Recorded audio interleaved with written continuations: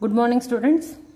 आज आपण आजच्या मराठीच्या क्लासमध्ये पाठ क्रमांक 8 सखू आजी हा पाठ बघणार आहोत.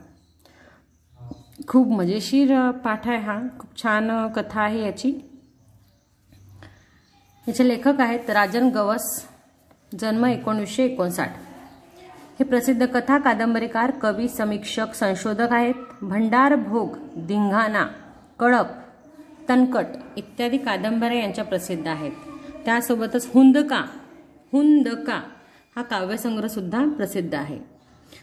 काचववड्या हा ललित गद्य संग्रह प्रसिद्ध आहेत. हे वाङ्मयाचे भाग आहेत. मी मागे पण तुम्हाला सांगितलं होतं आणि कित्येकदा सांगते की वाङ्मयामध्ये पुष्कळ प्रकार आहेत. कादंबरी, कथा, पटकथा, ललित गद्य, कादंबऱ्या, कविता, लेख, सगळं काही वाङ्मयाचा प्रकार आहे. प्रस्तुत पाठात काय सांगितलं आहे की प्रस्तुत पाठात सखू आजीच्या मनातील जुन्या नव्या जीवन मूल्यांविषयीचे भान, तिची प्रगतिशील दृष्टी, निर्णय क्षमता, माणसांवरचे प्रेम अतिशय सहजतेने व ओघवत्या शैलीत लेखकाने वर्णन केले आहे. म्हणजे सखू आजी पाठात 2 कॅरेक्टर आहेत. त्यामध्ये आपले लेखक आणि एक सखू आजी असे हे मेन कॅरेक्टर आहेत. ठीक आहे. तर या पाठात सखू आजीच्या मनातील जुन्या म्हणजे त्यांनी जगल्या त्या ज्या विचारात, ज्या मूल्यात जगल्या ते जुने विचार आणि नव्या म्हणजे आताचे म्हणजे आपल्या वयातले, या वयाच्या म्हणजे 1 पिढी नंतरची. आपली आजी कशी असते, 1 पिढी नंतरची आजीचं पिढी, त्याच्यानंतर आपल्या आईवडिलांची पिढी आणि त्याच्यानंतर आपली पिढी. ह्या 3 पिढ्यांचं हे असतं. तर आजींनी आपल्या काळातले विचार म्हणजे तिचे जुने विचार आणि आत्ताचे म्हणजे तुमचे आमचे विचार, हे या जीवन मूल्यांविषयीचे भान, तिची प्रगतिशील दृष्टी, निर्णय क्षमता, माणसांवरचे प्रेम अतिशय सहजतेने व ओघवत्या शैलीत लेखकाने वर्णन केले आहे. पाठ. सखू आजी परवा वारली. ही गोष्ट कदाचित सांगण्या इतपत महत्वाची नसेल, कारण आपण कितीतरी मृत्यू रोज अनुभवत असतो. मग सखू आजी मरण पावली याला विशेष महत्व काय, असा प्रश्न कोणीही उपस्थित करू शकेल. याबाबत मला काहीही म्हणायचे नाही. तरीही सखू आजीचा मृत्यू मला खोलवर जखम करून गेला. आपलं असं काही हरवलं असं मला आजही वाटतंय. माझ्या जगण्यातलं एक शुभ्र निरभ्र काही संपलं अशी एक पोकळी वाढते. कोण सखू आजी? माझी कोण लागत होती ती? कोणीच नाही. ना माझ्या जातीची ना पातीची, पण तरीही ती माझ्या जवळची होती. म्हणजे लेखकांचं म्हणणं आहे की जी सखू आजी होती ती परवा वारली, पण वारल्यावर ती ना माझ्या जातीची होती, ना माझ्या नात्यात होती, ना माझ्या संबंधात होती. ती एक गावातली एक वयोवृद्ध बाई होती. ती सांगण्या इतपत गोष्ट नाही आहे, पण लेखकांना तिच्या मृत्यू आठवतो आहे. का बरं आठवत आहे? काय होतं असं सखू आजीमध्ये? काय होतं की तिचं बोलणं, तिचं राहणं, तिचं पटकरपणे बोलणं. लेखकांना असं म्हणायचं आहे की त्या जगण्यातलं एक शुभ्र निरभ्र काही संपलं अशी पोकळी वाढते. म्हणजे सखू आजी मरण पावली, त्याच्यानंतर आता जगण्याला काही अर्थ नाही असं लेखकांना एका क्षणातच वाटत आहे. कोण सखू आजी? माझी कोण लागत होती ती? कोणीच नाही. ना माझ्या जातीची ना पातीची, पण तरीही ती माझ्या जवळची होती.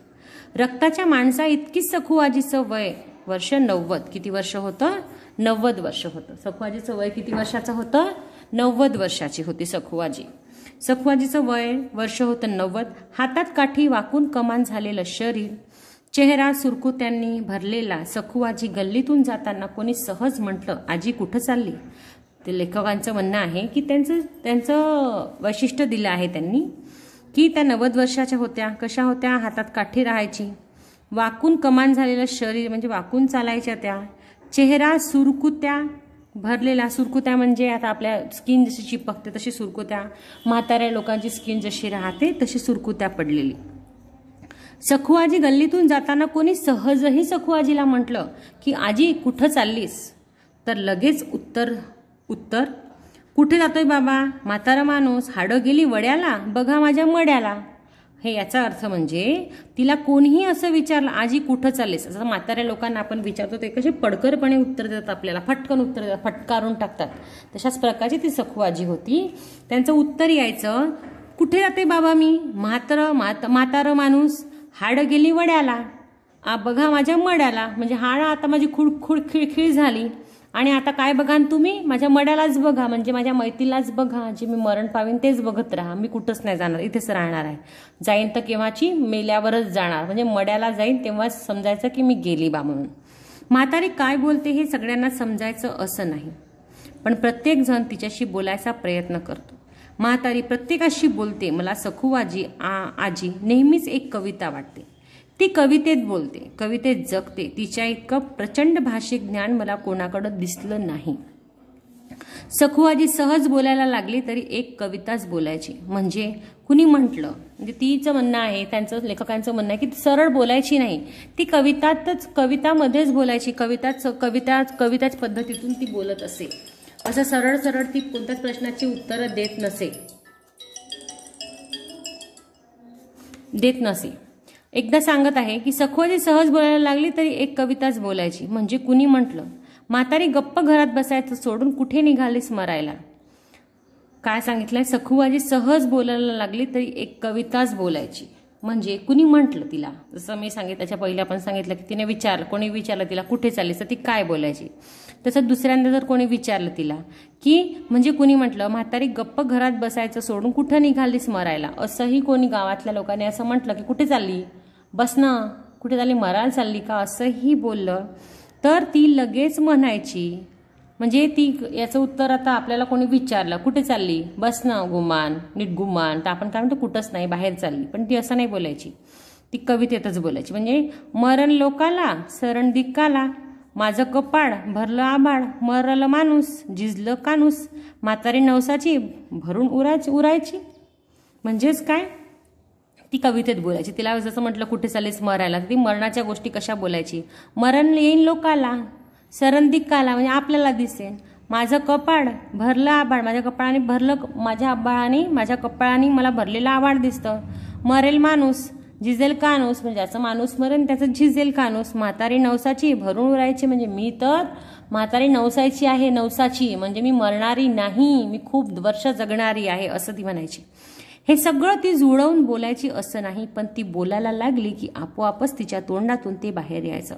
तिच्याशी बोलताना एक अवर्णनीय आनंद होता. अवर्णनीय म्हणजे वर्णन न करण्या येण्याजोगा, म्हणजे वर्णन करता येत नाही असं आनंद मिळायचा.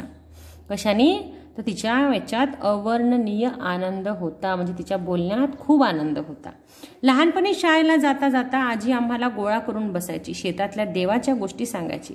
आजीची गोष्ट कधी कधी आठवडा चालायची. शाळेला जाताना काही वेळ शाळेहून येताना काही वेळ असा तो ठरलेला कार्यक्रम असायचा. ठीक आहे, एवढा भाग आपण आता पाहू. नंतरच्या पिरियडमध्ये आपण नंतरचा भाग बघू. ओके, हा पाठ तुम्हाला वाचायचा आहे, 10 वाचायचा आहे. हा पाठ खूप इम्पॉर्टंट आहे, एवढा पॅसेज खूप इम्पॉर्टंट आहे, त्याच्याकडे लक्ष द्यायचं. ठीक आहे, thank you, have a nice day.